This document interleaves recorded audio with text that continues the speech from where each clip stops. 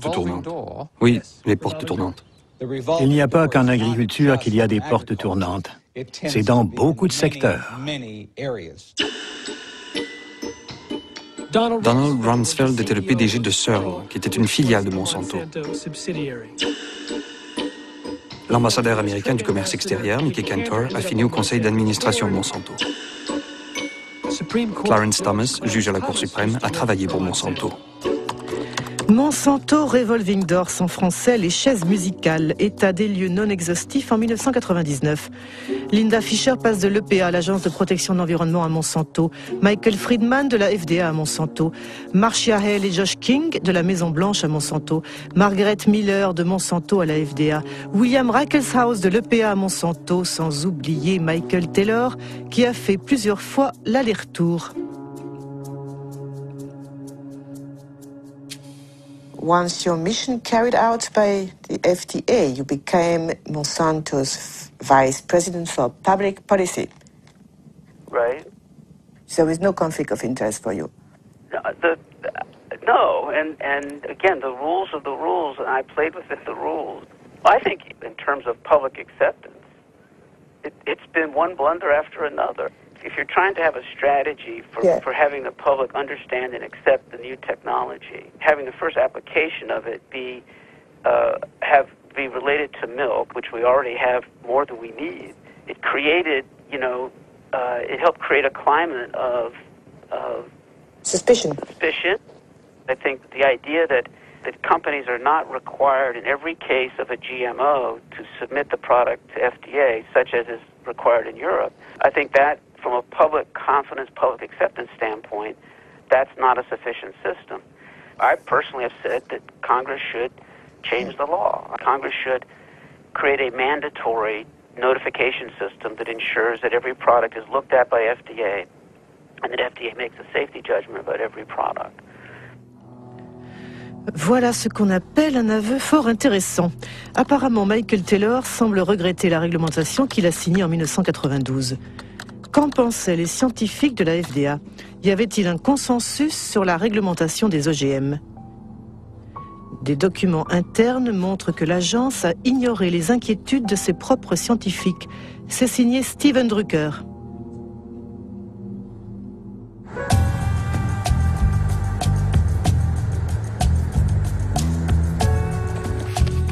Steven Drucker est un avocat qui travaille pour une coalition d'organisations non gouvernementales. Il a porté plainte contre la FDA et obtenu la déclassification de ses archives sur les OGM. Nous avons reçu plus de 44 000 pages qui révèlent que la FDA ment à la planète depuis au moins 1992. Elle continue de mentir. Elle prétend que le principe d'équivalence en substance entre les OGM et les plantes conventionnelles est appuyé par un très large consensus au sein de la communauté scientifique et que de nombreuses données scientifiques le prouvent.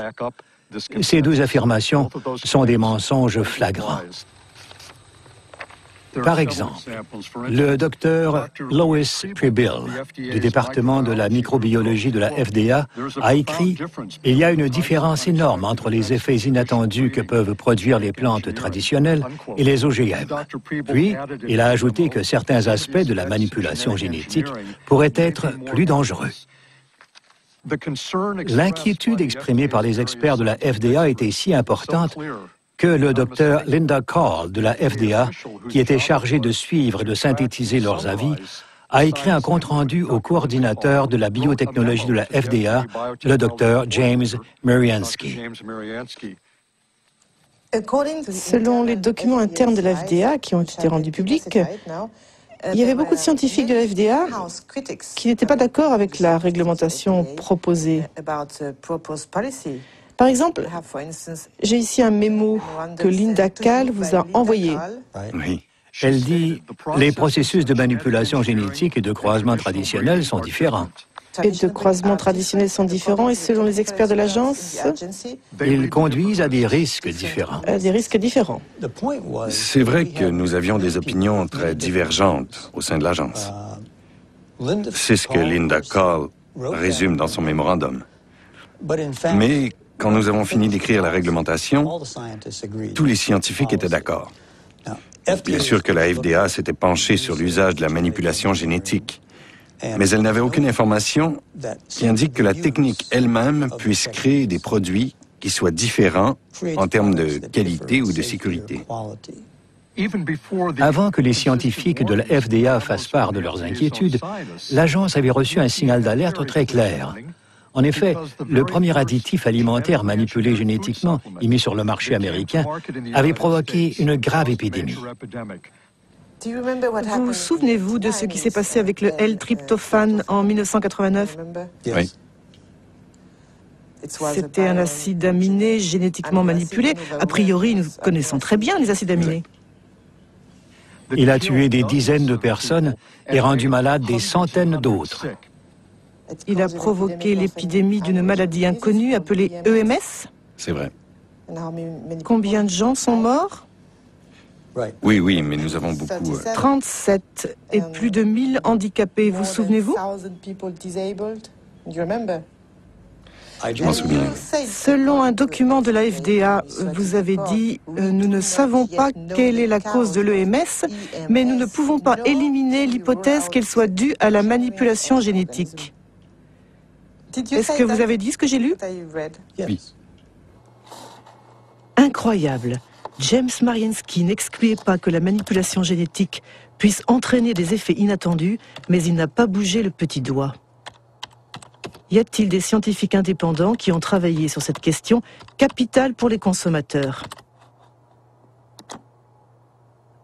Arpat Pusztai, un scientifique de renom, perd son travail après avoir exprimé ses inquiétudes sur les OGM. C'était en 1998.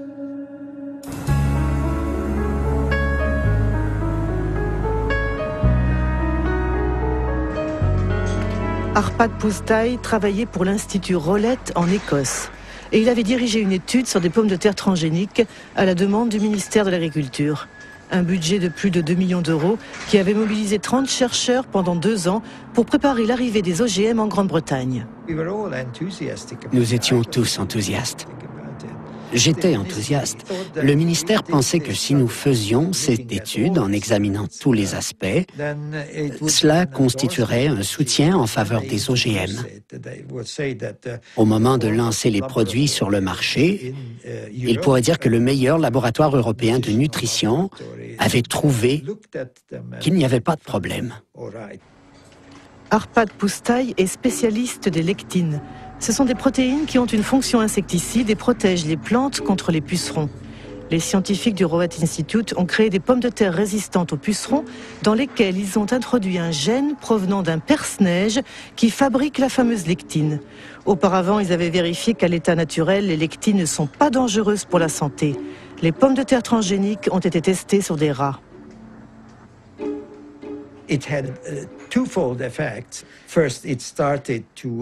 Nous avons constaté 2 effets. D'abord, une prolifération des cellules dans l'estomac, et cela n'est pas bien. Je ne dis pas que c'est cancéreux, mais cela peut faciliter le développement de tumeurs causées par des produits chimiques. De plus, le système immunitaire de l'estomac était en surchauffe. On ne sait pas si cela est bon ou mauvais, mais en tout cas, l'organisme traitait ces pommes de terre comme des corps étrangers. Nous étions convaincus que c'était la manipulation génétique qui était à l'origine du problème et pas le gène de la lectine, parce que nous l'avions testé tout seul